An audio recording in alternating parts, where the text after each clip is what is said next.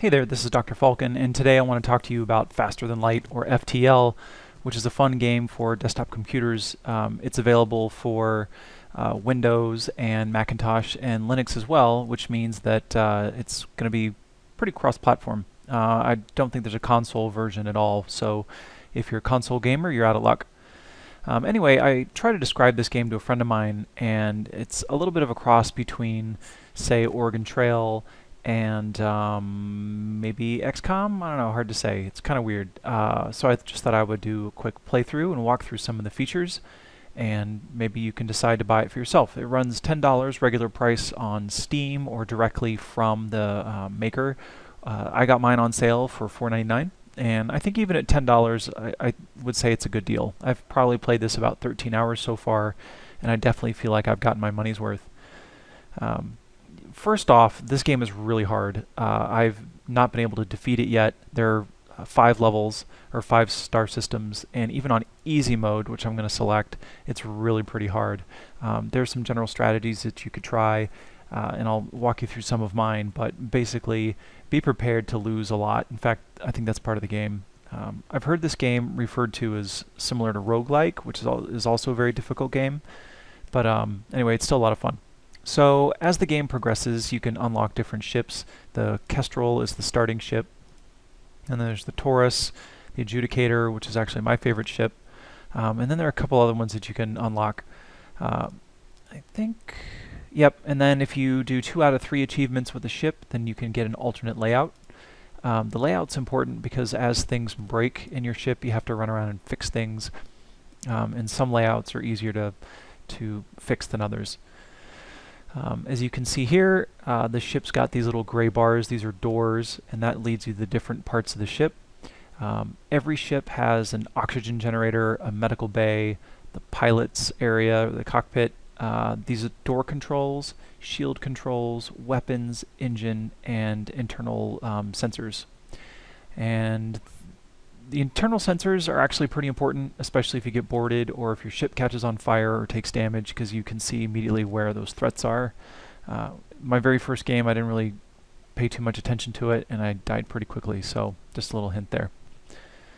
You start out the game with 3 different crew members. Depending on the ship that you select, you'll have different races. All the races do different things. The humans, as you see here, are pretty standard. They don't have any benefit.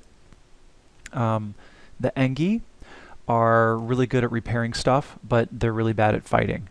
And then these little energy guys, the Zoltan, they help power your components on your ship, and they're okay at fighting. They're like pretty average at fighting, but then their maximum health is reduced. Instead of 100, they've got 70. There are other different creatures that you can pick up. There's a rock alien race. They're made out of minerals that I haven't unlocked the ship yet, but you can get those crew members throughout the game. And they're slow, like their walk speed is half, but they do lots of hand-to-hand damage, and that's pretty important when you get boarders. There's also like a little mantis race, like praying mantis, and they're really good at fighting, and they're fast, but I don't remember what their weakness is. Maybe they don't repair stuff very well. Okay, so let's talk about subsystems. There are shields, engines, oxygen, weapons, the med bay, which helps your crew heal, piloting, sensors, which we talked about before, and the door system. You can have up to 4 different weapon systems, and weapons have several attributes. One is the amount of power that they require. Better weapons will take more power from your subsystem to use. And then they have a loading or charge time. Again, the better weapons tend to have a longer load time for game balance. And then there's the damage that they do, and then breach, which means that they might cause a hole in the ship. And if that happens on your ship, you have to fix it before all the oxygen runs out. There are a couple classes of weapons. There are beams, so they're all named after pole arms, like the halberd, for example. There are missile launchers, and then there are also bombs, which still use missile munitions. And then you can have drones, which I think, yep. So the Engi ship starts with drones, and you can get different types of drones, like anti-ship. There's a beam one that shoots like a laser beam.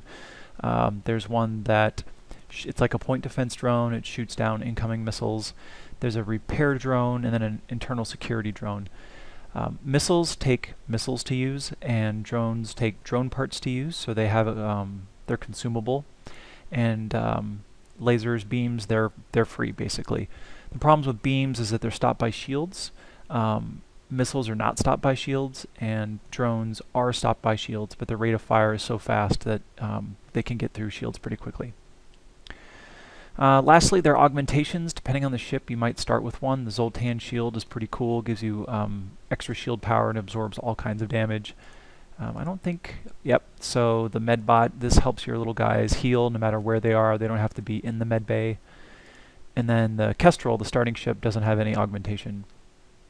So let's start with that one just because it gives, you know, if you're new to this game, it gives you a more realistic view. So one of the things that I like to do is I like to assign the same crew member to do the same thing all the time. There's a little bit of a role-playing game element here. And if you mouse over your crew member, it shows you their health, their hotkey if you want to move them around in real time, and then their skills at doing different things in the ship. Generally the pilot, if you're the pilot, you get stuck there and you don't do anything else. The weapons and shield officers tend to repair things or sometimes fight the crew, and so these other attributes will go up. And as you level up, then you get bonuses to whatever you leveled. Down here is your ship's overall reactor. Your unspent energy is represented in these green bars here. So if I want to up the engine, I would click it, left click to add power, right click to remove power. They're also hotkeys, but I'm not that awesome. As you add power to different subsections, they can do additional things. So for example, if you add power to the engine, then it helps with dodge and also with spinning up your faster than light drive. Weapons are going to need different levels of energy to power. So for example, this missile launcher takes 1, burst laser takes 2, so the entire subsystem has to have 3 energy to fire both at the same time. Now you see here this burst laser is charging up, and when it's ready it'll turn green. Yep. Then outside the ship it's powered up as well, which is kind of cool. One of the things that's really hard to grasp with this game until you spend a lot of money your first time and realize you didn't buy the right things is that you need spare power as well as power in the subsystem. So let's say I had another weapon that takes 3 power. So I might buy 3 extra power here for the reactor, but if my weapon subsystem isn't 6, I couldn't run the Artemis burst laser and my 3 power weapon at the same time. Same thing with shields. So the first time I played the game, I bought tons of shields and then didn't have enough power to run it. So the next time I bought a lot of power, but I didn't have the shields leveled up. It's kind of hard to min-max in this game. I do recommend increasing shields and weapons kind of evenly, and keeping them at a lower level is still more important than having one that's just like super high. Alright, so let's jump. And this is the map. It shows you different things you can jump to. Every jump takes fuel. When you run out of fuel, bad things happen, so don't do that. Most of the time, you'll just jump to another system. However, sometimes there's this purple cloud. It's a nebula. That means you can't use your sensors, and sometimes your energy is cut in half. I like to avoid them. The only benefit to a nebula is that the Rebel fleet, which I'll show you in a minute, their progress is slowed anytime you're in a nebula.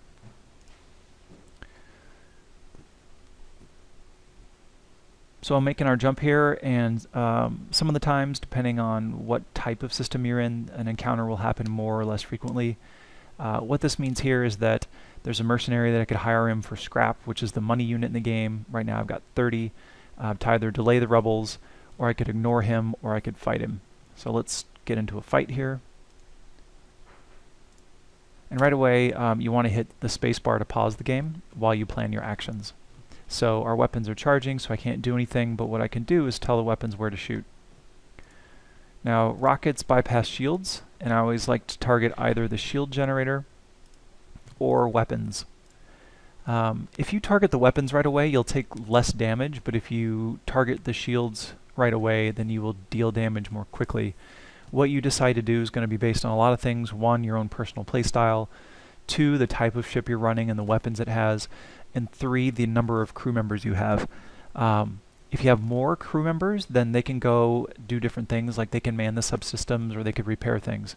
If you're down to like 2 crew members, you might want to play it more safe and disable the weapon system first. Alright, so now we're in real-time mode, and you see the missile launcher is going to load first.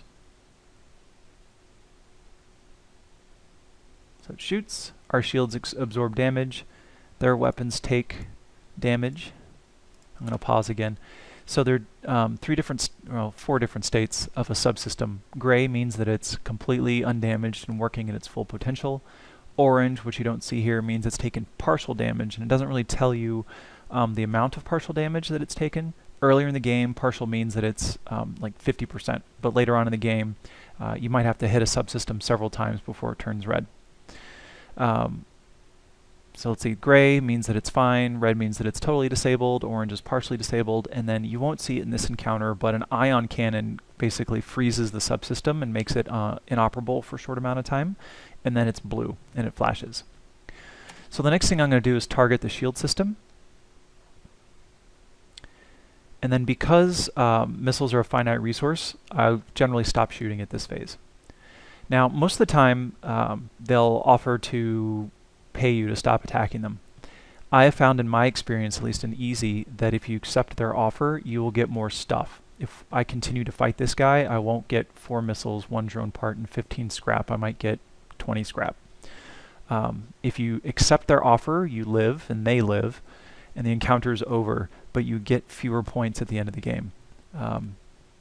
If you're the type of person to play for a high scorer, you'll always fight to the end. If you like to survive and explore and do more stuff, then you might be better off accepting surrenders, which I've done. So now the encounter is over. At this point, I typically repair any damage on my ship. You're not going to see any here. And then make sure all my crew members are healed up by sending them to the med bay. If your ship takes damage and there's a crew member in that particular section, then they will also be damaged, so you need to make sure that everybody stays healthy. Some couple other things here. I explained scrap. Hull, this is your ship's hit points. If you run out of hull, you die. This is your fuel. I have 15 jumps worth of fuel. I have 10 missiles left and 1 drone part, which I don't really care about since I'm not flying drones with this ship. This here tells me my evade percentage, which is 10%, which is really low. And then I have 100% oxygen. If you run out of oxygen, your crew members start to die very quickly, and that's bad. Your FTL drive, your faster than light drive, throughout an encounter will increase. And then once it's fully charged, you can jump. You can jump in the middle of a battle to run away. And sometimes you may have to do that if you can't defeat the ship that you're fighting. Clicking the ship button shows you upgrades. These are all your ship's subsystems as well as your reactor. This shows you your crew. You can get rid of crew. There's an achievement for getting 1 of each species, so that might be why you dismiss guys. And then equipment. Right now I just have basic equipment.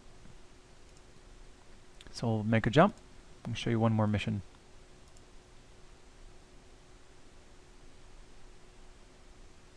So here's an example of a sector that's totally empty. And there's some encounters like an asteroid field where you just want to get out as quickly as possible. So you might be lucky and hit an empty system and then you can repair your ship. I'm going to show you a store even though I can't really buy anything. I don't have a lot of scrap. But this is where you can buy additional subsystems, you can buy weapons upgrades, you can repair your ship, and then you can buy fuel, rockets, or robot parts. You can also sell things, although I don't have anything to sell right now. Generally, I don't recommend running drones and missiles in the same game because you're just going to burn through all these consumables. If you specialize in either drones or missiles and then have beam weapons as your kind of backup type, then you can buy fuel and whatever consumable you need as opposed to trying to spread everything thin. Running out of fuel sucks, but running out of rockets sucks even more because they bypass shields. You will often find some of these items when you survive an encounter, but I like blowing stuff up more than I like flying my boat, so I'm going to buy more missiles.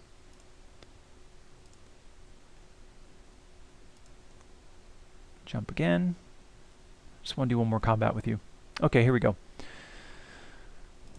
So I'm going to pause. I'm going to target their weapon systems. Now, one thing you didn't probably see because I skipped the dialogue was that this particular encounter, they've disabled my engine partially, so I'm not going to have as fast charging in my faster than light drive. Other encounters at the beginning, like they might beam borders over to your ship, or you may not be able to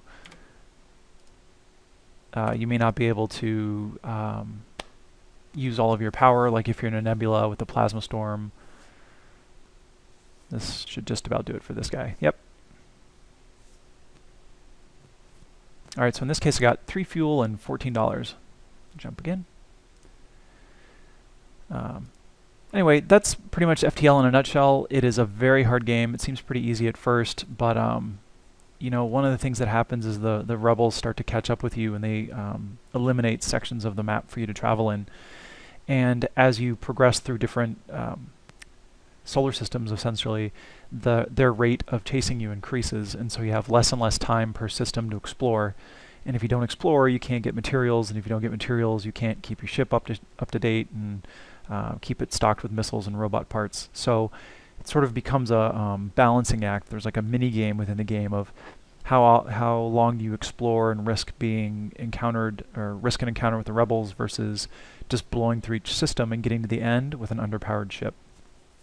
Don't be frustrated by this game. You're going to die a lot, and if you are the type of person who doesn't like to die a lot in a game, this may not be the one for you.